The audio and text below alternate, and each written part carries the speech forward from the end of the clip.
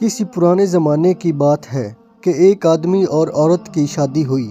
لڑکا اپنی دلہن کو لینے کے لیے دریا پار کر کے ایک گاؤں میں گیا اور اپنی دلہن کو لے کر واپس چل دیا۔ وہ دریا پر پہنچا اور دریا پار کرنے کے لیے ایک کشتی کرائے پر لی اور دریا میں چل پڑا۔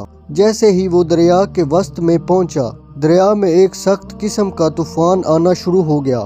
طوفان کو دیکھ کر دلہن کے تو پسینے چھوٹ گئے، لیکن وہ لڑکا بڑے اطمینان سے بیٹھا رہا۔ یہ دیکھ کر دلہن نے دولہے سے کہا کہ یہاں اتنا شدید طوفان آیا ہوا ہے، ہمارا بچنا مشکل ہے، لیکن تم آرام سے بے خوف بیٹھے ہو، اس کی کیا وجہ ہے؟ یہ سن کر دولہے نے اپنا خنجر میان سے نکالا اور دلہن کے گلے پر رکھ لیا اور کہا کہ کیا تمہیں یہ ڈر نہیں لگ رہا کہ میں تمہیں مار دوں گا؟ دلہن نے جواب دیا، نہیں، مجھے اس بات کا بالکل بھی خوف نہیں کہ تم مجھے مارو گے۔ دولہے نے پوچھا، وہ کیوں؟